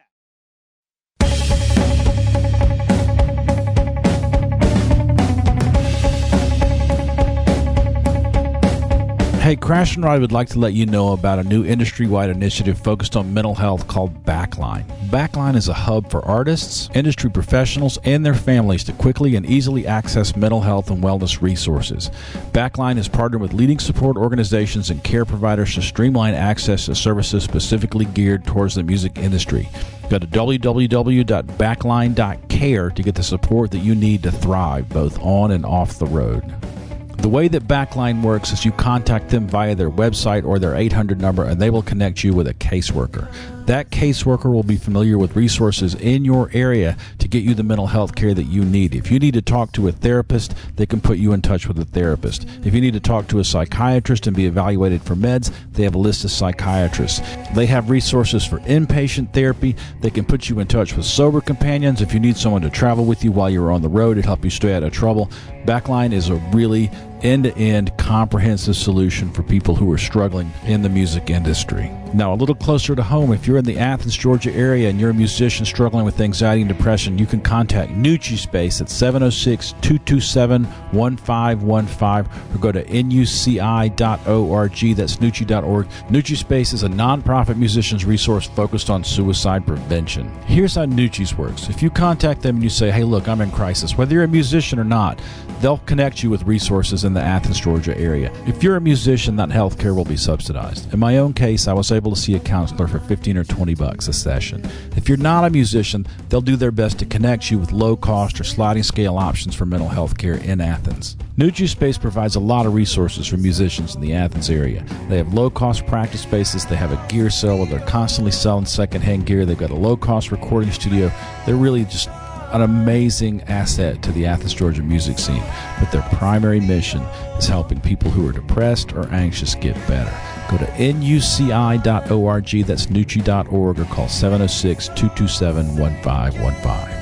And finally, no matter where you are, if you're struggling with anxiety and depression and you're contemplating self-harm, you can always call the National Suicide Prevention Lifeline at 1-800-273-8255. That's 1-800-273-TALK. It's 24/7.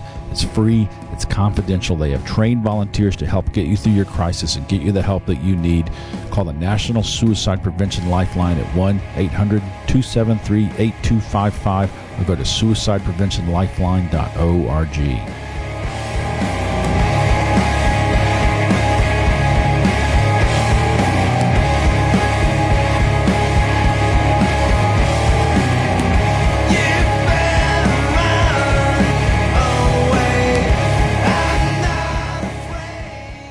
tell me, when did Replicator start? So, yeah. So he's on the album cover for Enemy of Everyone, and then that was still Modesto at the tail end. So we moved to the Bay Area.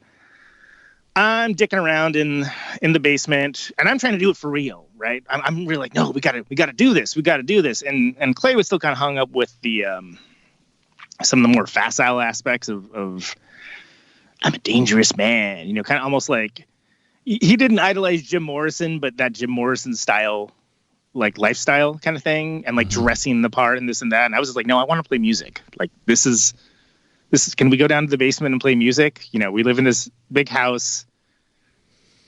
We have this garage. Let's actually play some music. And it just wasn't, it didn't work. And it didn't work because I was the only one putting any effort into it. Yeah. And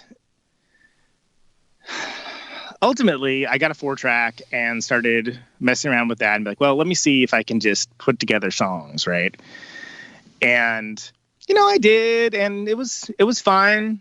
In retrospect, I don't know if we even have the tapes anymore, but in retrospect, it kind of sounded like a cross between, Inept Birthday Party and Unskilled Big Black, maybe, because I had a shitty drum machine. Mm-hmm. But the point wasn't that I was trying to like make some big art. The point was to see if I could do this and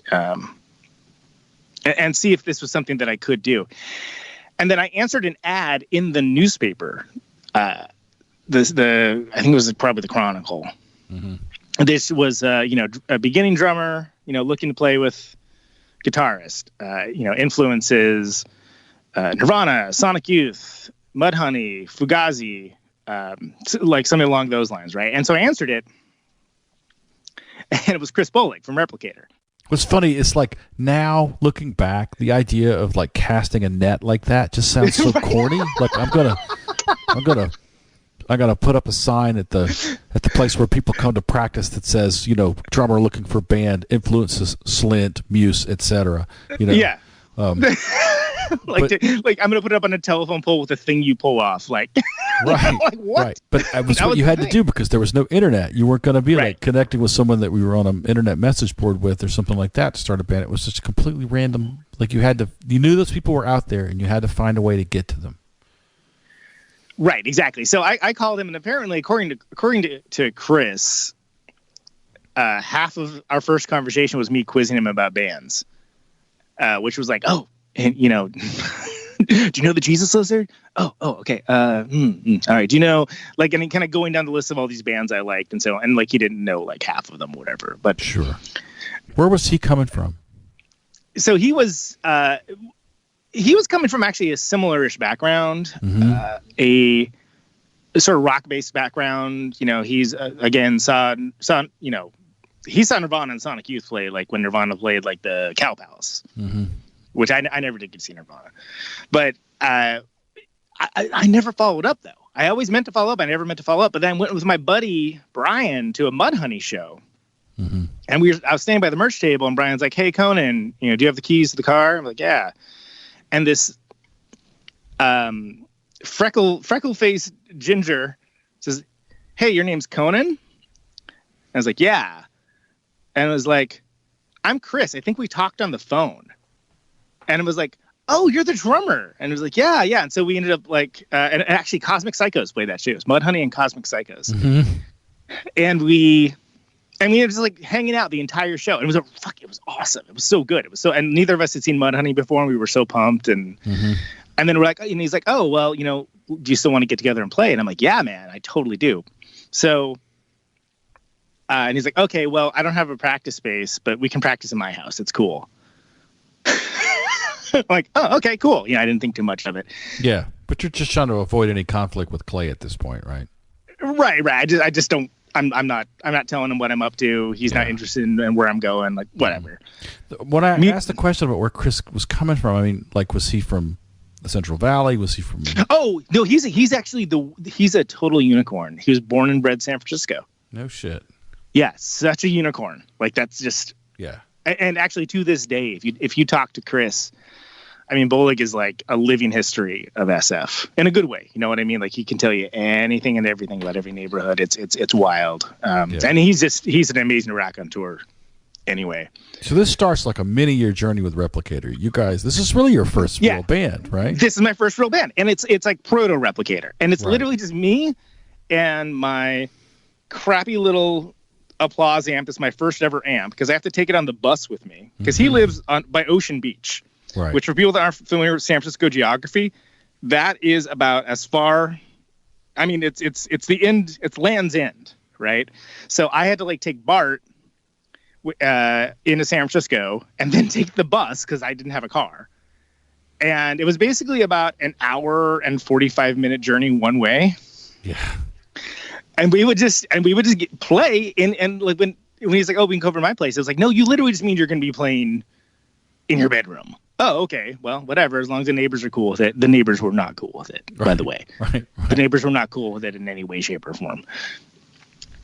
But, you know, we tried it out and I was like, oh, this is cool. And Chris Bullock is such an incredible drummer. Like he is the quintessential, like, hard hitting, just like, oh my God, like what a badass, like type drummer. Like, you know, not necessarily a lot of nuance, but if you were playing like big, powerful rock music, like, oh my God, you know, and because ostensibly I learned to be in a band with him.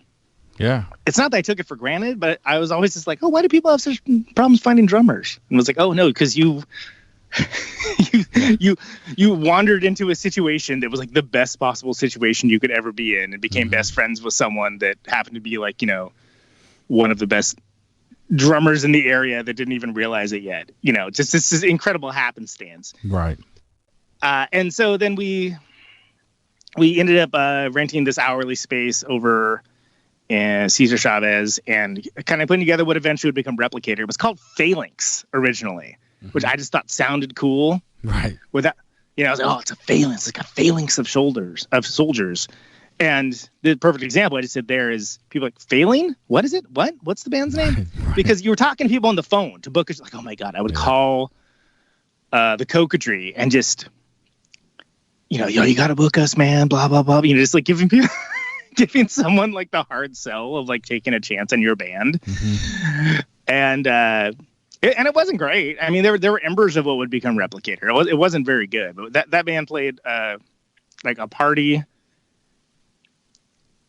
where that was cool. But like the second show, the guy who played bass was like, "Oh, I can't play the show, man. I'm moving to Germany." And he moved to Germany that day, and like I guess he just wasn't going to tell us, but. That band was not good. Like there was nothing good that happened with Chris and I. It was enthusiastic, but what became Replicator was after that. I was like, I wanted to cleanse the bad name and bad vibes of those two early shows and like make something new and make something worthwhile. And you know, again, and this is like, you know, what, 99 or something, and so we're like, oh, we got to figure out what the band's going to be called. And it's somehow, you know, it's so much more difficult now, but we were just walking along and he was like, oh, it's too bad that Unwound Side Band has that name Replicator. That's such a good band name. And me, I just kind of turned to him and go, Replicants. They're called Replicants, like Blade Runner. Yeah. And he's like, is there a band called Replicator? I'm like, there is now. and that's how we ended up being called Replicator. And then, you know, we had like you know, we got there. We banged it out. The practice space we're in, Mates of State were next door. The fucking Champs were down the hall. Oh no shit. They eventually were called Pleasure Forever, but they were called Slaves at the time. Were right next to us. Like I didn't realize, like it didn't occur to me at the time that it's like, oh, all these bands around that were around are all awesome in their own ways and doing cool stuff. And it was just, it didn't occur to me that was strange or weird. Cause it was that last vestige of old San Francisco. Right. And so, you know, we became a band. We sucked until we didn't. And, you know, we started out kind of like pussyfooting forward. Realized that we really liked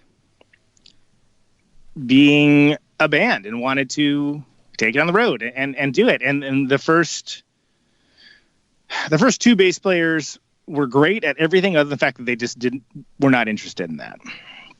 And then we met this bespectacled fella from Indiana named Ben Adrian, who was a guitar player and or a drummer. And might I say, fantastic at both of those things. Right.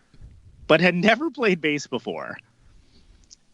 And I was like, well, why don't you just, we played with them and had fun. And it was like, well, how do you feel about just like filling in for a while? I was like, oh yeah, totally.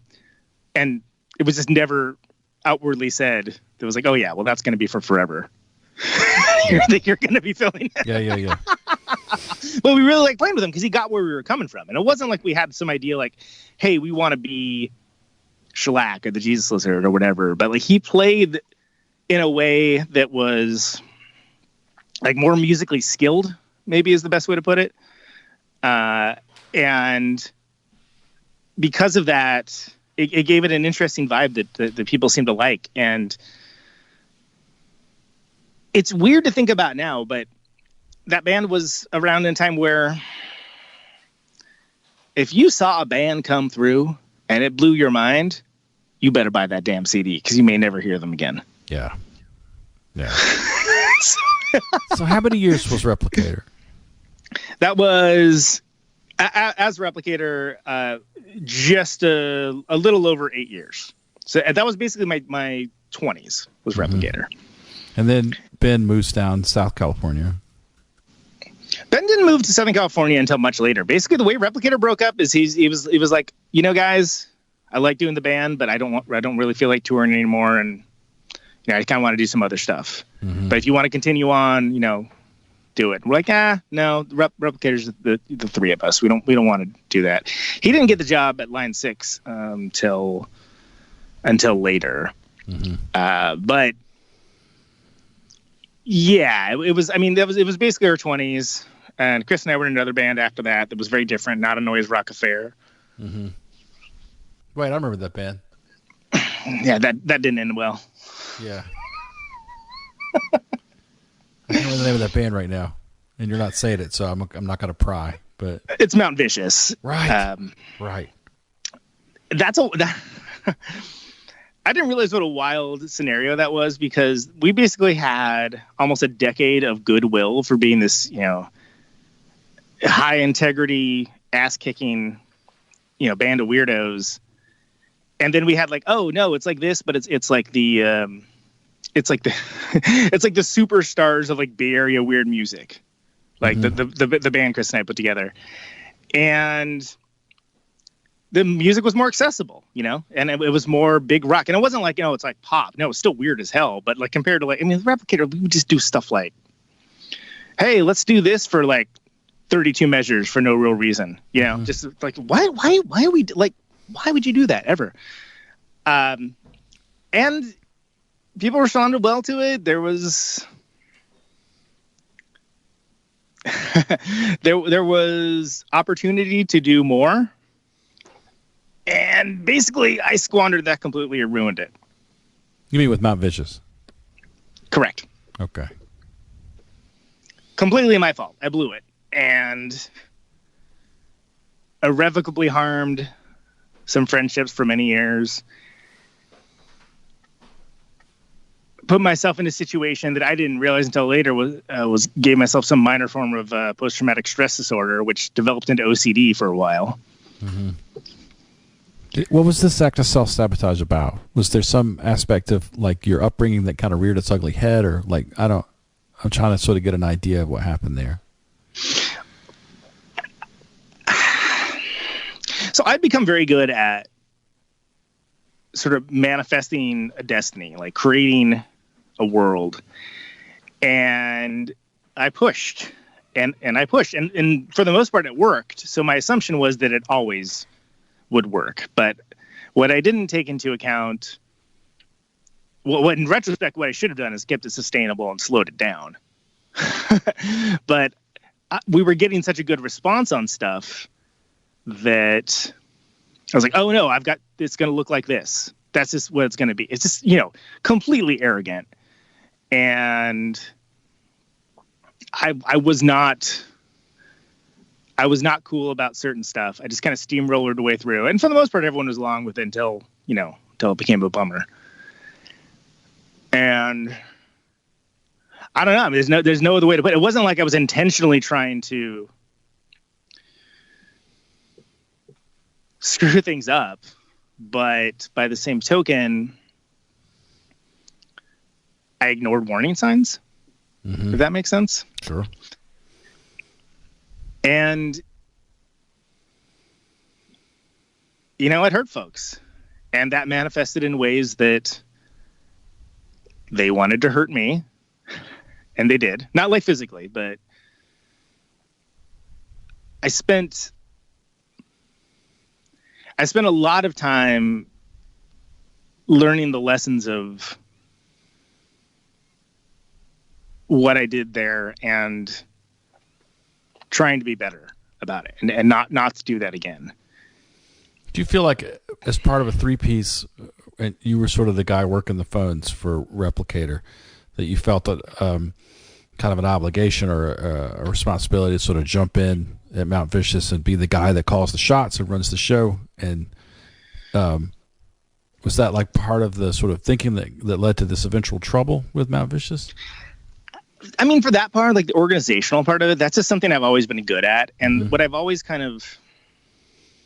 and the reason why is because I grew up in chaos. The only order I could create was the only order that was around was order that I created. Right. So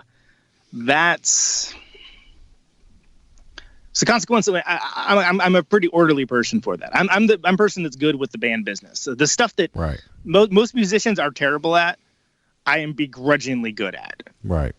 And I don't like doing it. It's not my favorite thing to do, but I'm good at that side of it. So because I'm good at that. What I'm driving at here is that you're coming from a situation where you had some success, you're able to tour, and now you're in a more accessible band, and you're the guy who works the phones.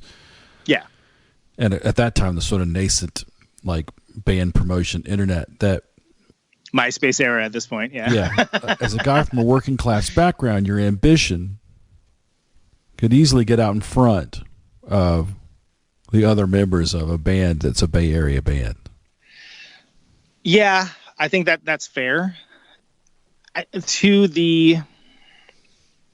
give context, everybody that was in the band was on board for the vision and on board for what we were doing, and sort of had the same this could do something. This could be the thing that we do, and with varying degrees of engagement, but everybody was on board for the vision. But I got a little petty despot about stuff, not in a way that was like uncool to them as administrative, just taking risks that I shouldn't have and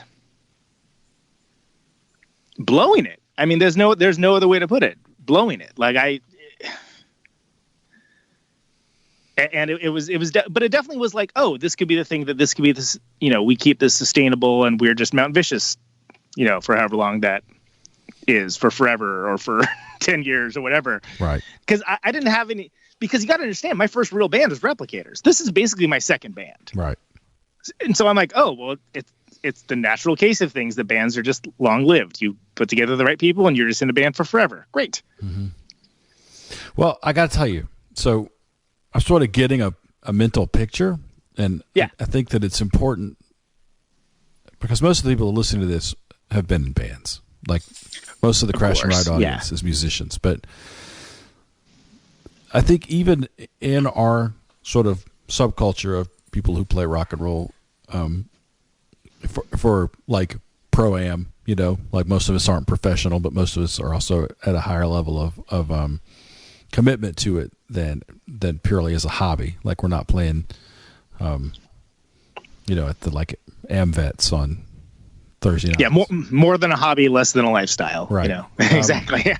So I think that a lot of us carry around this misconception that like bands that are hugely successful aren't figuring this out like day by day, sometimes minute by minute as they go along, because there really isn't a roadmap. Like, you can talk about a roadmap as if, like, we're going to do it like REM did it. That was a thing that 5/8 actually said.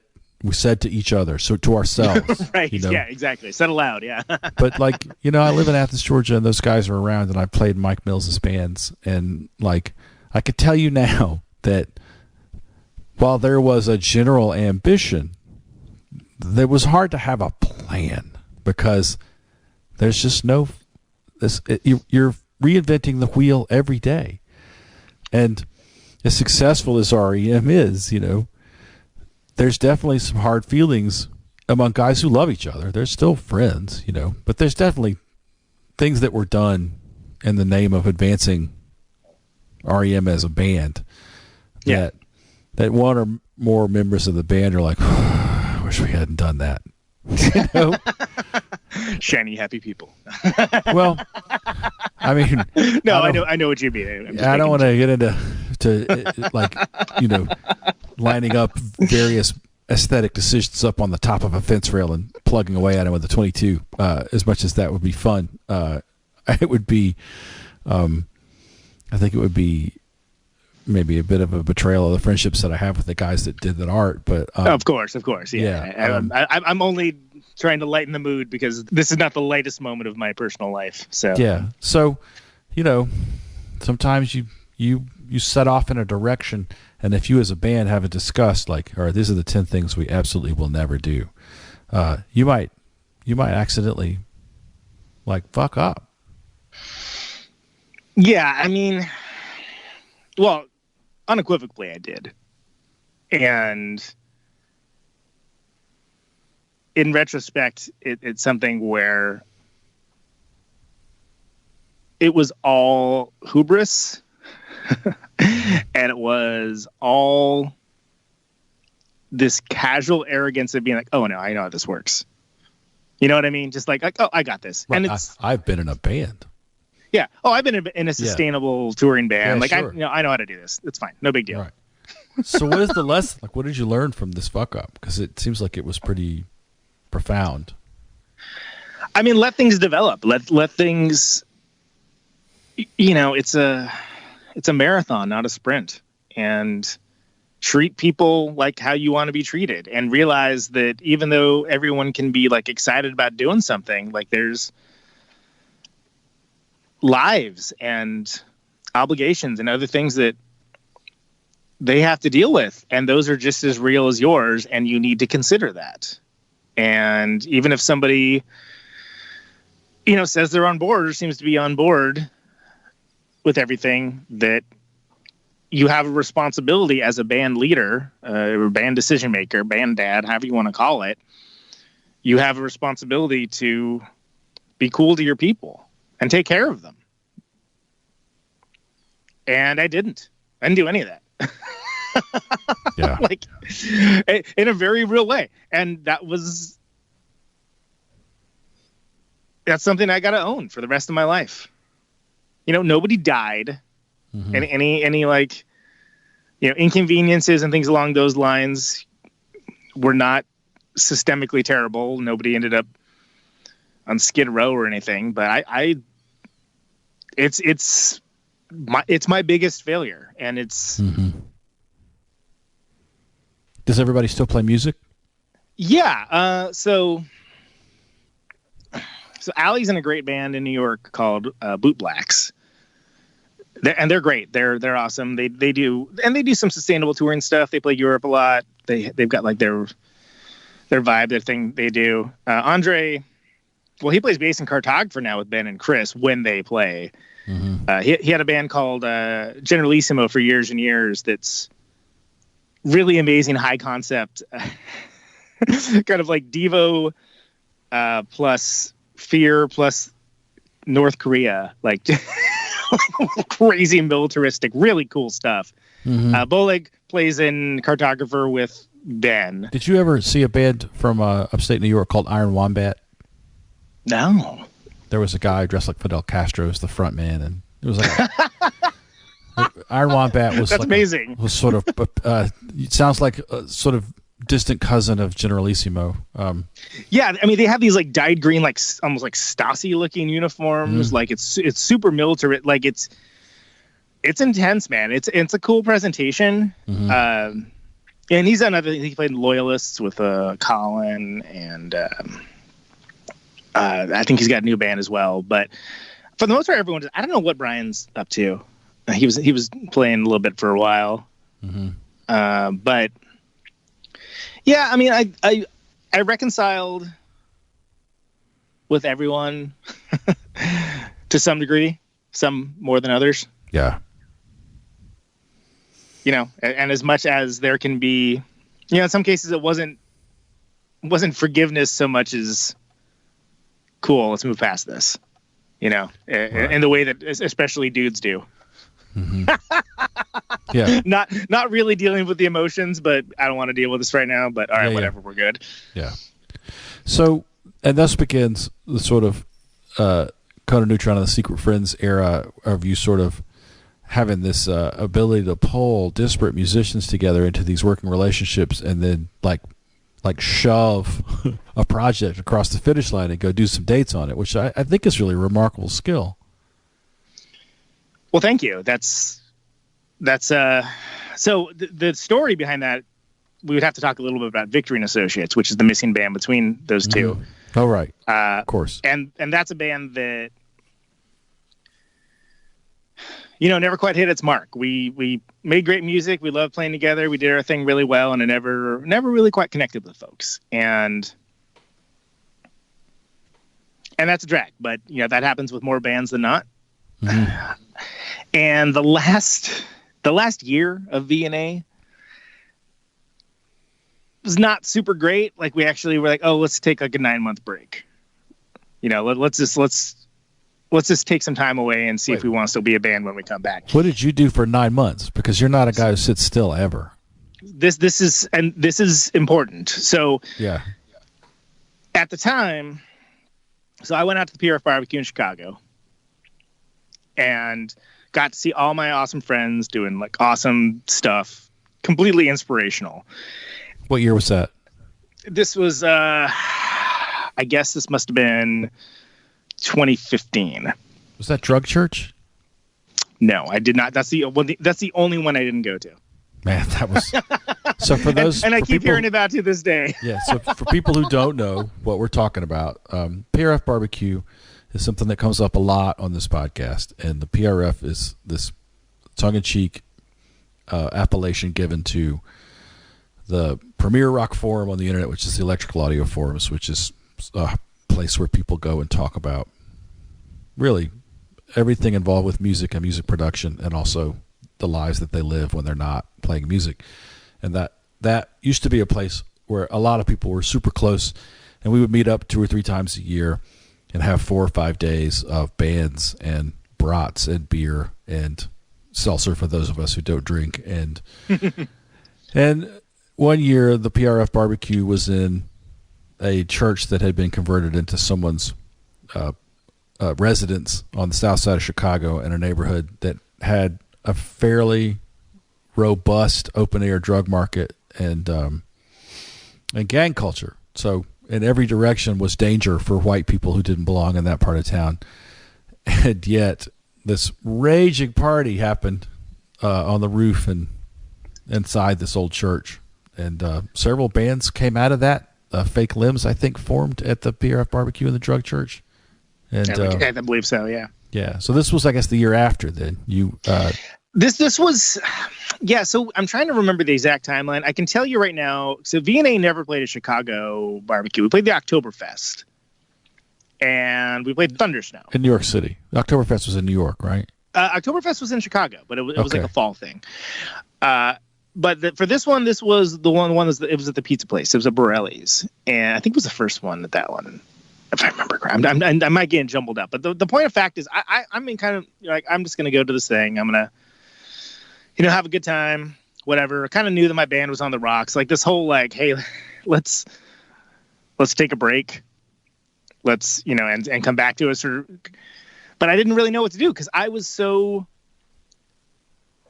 devastated about bands and like the problems and trials and challenges that come from being in a band, and especially as you not to put too fine a point on it, but as you get older, right?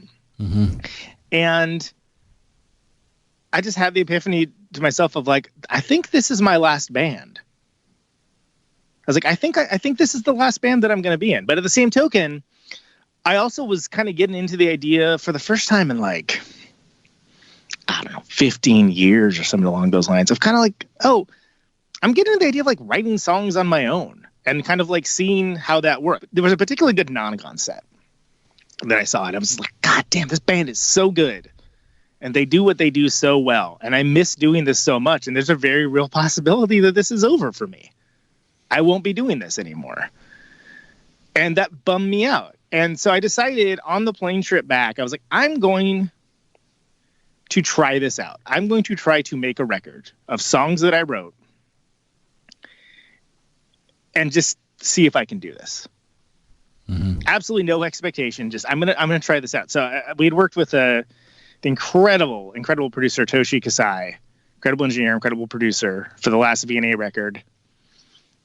And I was friends with him because he used to play in Big Business, who Replicator used to play with a lot. Oh, no shit. He was he was the guitar when they had a guitar player. Well, Dave Scott Stone toured with him a little bit, but after Dave Scott Stone, before Scott, he toured with him while as a guitar player, and he's just the coolest guy. Like, could not be more awesome. Mm-hmm. And an incredible producer, incredible engineer, incredible music maker. And I just sent him these dumb demos that I made recording guitar and can drums and whatnot into my iPad. And I sent to him, was like, hey, do you think this is any good? And if so, do you want to make a record? And he's like, yeah, I think these songs are good. I would love to do that. I'm like, okay. So then I was like, well, what does this mean? Like, what is this? And I've always been, and I know you'll appreciate this, Patrick, that I feel like a band is as good as its drummer. Rock band is as good as its drummer. I don't disagree with that. And I was like, well, I got so many people I know from touring, from playing music, so many amazing drummers that I have long-standing relationships with, friendships with. I could have my pick of litter there, but I was like, well, I don't know what this is. If I'm going to do it, I'm going to try to do it upright. So I actually made a list of all of my favorite drummers that I haven't played with, that I haven't been in bands with, which is as ridiculous as you might imagine. I mean, obviously Bonham's not alive, so he's not on there, right? But but top of the list, Dale Crover. Mm-hmm. I was like, well, here's what I'll do. I'm gonna go through my list, and then as people gradually turn me down, I'll expand it. I had this whole idea of how I was going to expand the list, how I was going to work it, et cetera, et cetera. So I asked Dale to do it, and he was like, "Oh yeah, these songs are cool. I'm into it. Let's do it." And I was like, "What? Really?" I cannot overstate how surprising as it was for everyone else when it became known that this was a thing that I was doing. I was more surprised than anyone. I was like, "Wait, what?" Because again, I had no confidence that what I had done was great or cool or even interesting. I was like, I just want to do this. And if nobody ever hears about it, nobody knows about it, it doesn't matter. I just need to do this. I need to know if this is a thing that I can do. And I mean, you knocked me over with a feather, right? But we had, Victory and Associates especially, had done a lot of shows with our label mates and Trophy Wives, of which the incredible Tony Ash played, because they're not broken up, bass for. And those tours with Trophy Wives just cemented our shared mind style friendship. Where I was like, wow, it's amazing that this guy can be so cool and just be such an incredible bass player. As far as rock bass players go, I don't think he's amazing. He's super cool. Just a really, really great guy. And just as a dude, best dude award winner, right? Mm-hmm. And so I called him up. I'm like, hey, I got this wild idea. I'm going to do this thing. I'm going to make this record. Do you want to play bass on it? And he's like, oh yeah, man, that sounds great. Let's do it. I was like, cool. Dale Crover's playing drums. Make sure you practice. And then I hung up the phone like an asshole.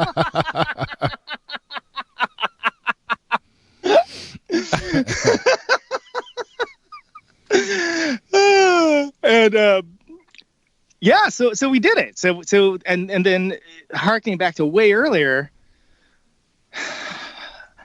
Clay died, and it fucked my world up for a while, and in ways that like make you think about life and make you think about what you have and haven't done. Right. And I realized that, like, I love the bands that I'm in, and I feel like they all did their thing very well, and they accomplished what they were meant to accomplish for the most part. Mount Vicious was kind of cut down early, but okay. But I realized there's this idea of kind of this final form thing that I wanted to do that I had sort of kicking around in my head. And I didn't have any expectations that's going to be what this was. But I was like, well, let me see if I'm any good at writing music. Because I didn't know. I just lost perspective completely. Lost perspective. Yeah. And I had, Clay kind of floating around in my head. We make the record, and it's easy. And it's good. And I realized like things like, oh, I've got good instincts, but I'm just completely getting in my way all the time. And I kind of unlearned years and years of stuff that I just done making records that I'm like, oh, that doesn't help. That doesn't make a better record to do that or obsess about that thing or whatever. Like it's almost like the level of which I understood songwriting was almost an exponential jump. Like that's going to sound like I'm exaggerating, right? But it's like when the Wizard of Oz, where you got Kansas, it's all black and white, and then like suddenly it's like vibrant color when they're in Oz. Mm-hmm. That's what it felt like to me. Right. And that's not the first time that metaphor has come up on the podcast. Jake Kreger, the drummer from Multicult, was the first guest ever on the show, and he's talked about how before music came into his life, before he became a drummer, and after was that difference, that like change from black and white to Technicolor. Yeah, and I had not felt that way in a very long time. Let's put it that way. Yeah. Not in a very long time, and. Suddenly I'm 17 years old again, and just making a ruckus with Clay with like this ridiculous drum machine, and suddenly like all of like the moments of like when stuff hits and makes sense, like suddenly it's good. It's good again. Yeah. There's good in the world again. Hey guys, we made this thing called music. Have you heard it? The drummer in your third band is Dale Crover? The third drummer I ever played with, yeah. Jesus Christ. Yeah. I've got a different path than a lot of people. You know? And so then there's several years of just this flurry of activity. You work with David Yao, Dale Crover, Erica Strout from Motherfucker, who is maybe my favorite guitar player. So amazing. She's so good. And when you sit down to learn her parts, because I do that all the time, which I think would embarrass the shit out of her. She knew I was doing it. But it's like the parts aren't like, this isn't Yngwie shit, but it's just so well thought out that like, while it's not simple, it just falls together in a way that like I just love her guitar parts. I love playing along with that record. She's got an incredible musical brain, an incredible brain in general, but and that's something where, having different folks play in the live band and building these different relationships with folks. Mm-hmm. I mean, I consider her like a sister, like flat out. Like, I mean, she's family. Have you heard Dream Tent, her new thing? Yeah. It's great. It's beautiful. It's really cool. Her and Gene from Powder Room, of all people. But so we make the record. It's good. Yeah. Oh, okay. Looks like I can do this. Cool. So what's the first thing I want to do? Let's do it again, but better. Yeah. Sure. Why not? And that's Art of Murder, which is the Hannibal Lecter record, and that's, and then then it was like, okay, well, I guess this is a thing I can do. Some people seem to dig it, especially the second record. Mm-hmm. But I feel like I'm pretty okay at playing live, and I'd like to do this. So how am I going to do this? And that's how the idea of, well, I didn't want to be in a band in the way that there are great things about being in a band and terrible things about being in a band. That's not some great epiphany. Everybody knows that. Sure. But I wanted to minimize the terrible things and find the adventure in it again. And so it's like weird, heavy riff rock. And it's not that hard to learn. And I have this incredible friend group of musicians where I was like, things like, wow, God, it'd be cool to play with Erica. Something like that, where it's almost funny to be like, hey, you're such an amazing guitar player. I love what you do. Can you play this like super simple, stupid riff for like 3.5 minutes? Right. But I just like the way she plays, and I like the energy that it brings. And it allows these songs to live in ways that the different people bring different things to it. Like everyone has their own energy to it. And like it allows it to exist in this really weird, bizarre way that is very hard to describe. But man, it works. And I'm as surprised as anyone. It changed my life in no uncertain way. Right. And in a way that like, I feel like it's weird to talk about that. Like nobody wants to talk about that. Like, especially when you get older, it's sort of like, oh, well, I play in bands, it's cool. It's like one part of what I do. And just realizing there was this whole other world of like, oh no, man, I can be like the David Bowie of things that nobody cares about, or the Nick Cave of things that nobody cares about. You know what I mean? Like just like have my vision and make something cool happen. And it works. Mm-hmm. And it's for who it's for. Don't get me wrong. Like, there's people that, not going to have any time for it and whatever. That's fine. But it's somehow easier and better than almost anything I've done before. Right. Which blows my mind, because most of it was like I had to unlearn years of stuff I was doing wrong and just being a dumbass about it. What kind of stuff? What did you have to unlearn? When in doubt, take it out. Yeah. There's, good parts don't make good songs. Mm-hmm. Why do something that takes 6 minutes if you can do it in 3? Yeah.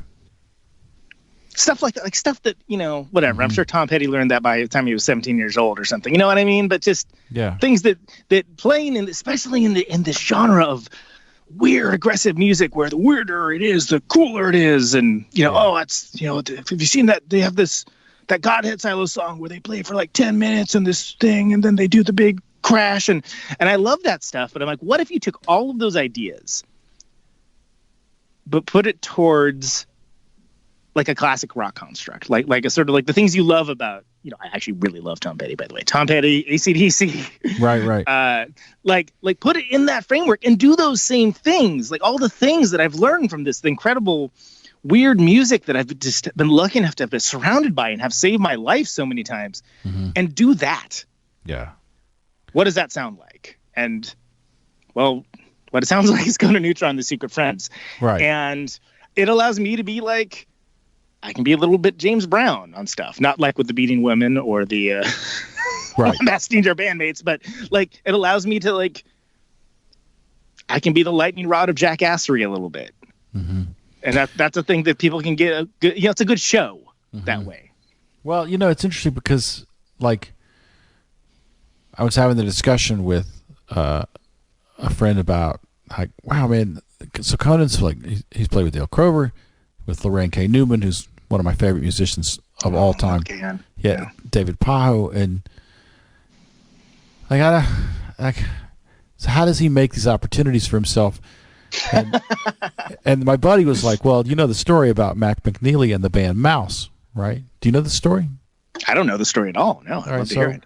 Mac McNeely, Jesus Lizard stops. Like, they're not broken up because they've reformed now, but there was a long period of time when there was no Jesus Lizard.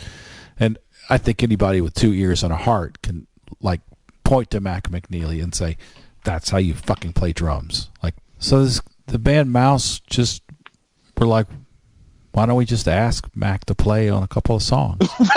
Yes. Yeah, totally. Yeah. And he said yes. And those tracks, they're out there. And of course they're brilliant because Mac is fucking brilliant. Of course. It's like he was on my list, but I was like, I don't even fucking know him.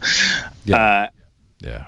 Just so really, that's, yeah. So yeah, how does Conan get these people in these things? I asked them. Mm-hmm.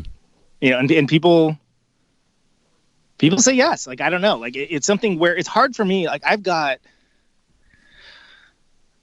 really enjoyed the Fez episode. And one of the reasons why is I feel like imposter syndrome is not something that's discussed. I feel like it's kind of starting to get discussed a little more, but it's not discussed that much. I have almost crippling imposter syndrome. It's interesting because so do I, but I haven't played with David Pajo. So, well, the thing is, you don't think about that all the time. But there's some things like I'm sitting there, at the kitchen table, like trading riffs, working out a song with Pajo, and I'd be like, motherfucker, you're sitting there trading riffs with a dude from Slint. Yeah. And then be like, don't think about that. No, put that away. That's not for now. Like, because Pajo is the sweetest, coolest dude. And he is obviously incredibly accomplished, but he never makes you feel that way. I think that his sweetness is part of what makes him so brilliant. But also, he's just so approachable, Like, I was so, like, heading into, and that's just last week's episode at this point. Like, before this episode goes out, there'll be a couple more. But at this point, like, currently on my website is the David Pajo. Anyway. Right. Heading into that amazing episode. Heading into that episode, I had no idea what I was going to talk to the guy about because I just thought I'm going to sit there with a dry mouth and case of the nerves so bad that I'll be throwing pitches into the backstop, like a 17-year-old relief pitcher in his first major league game, and I don't know what I'm going to talk to this guy about. And man, we just dropped right into it. Like, we're just dudes from the same era of post-hardcore, and we had so much to talk about. Yeah, and there's an hour of that interview on the cutting room floor because it was just so personal. It was like, this isn't for mainstream consumption, Well, totally, and it's good that you have that boundary and know that boundary.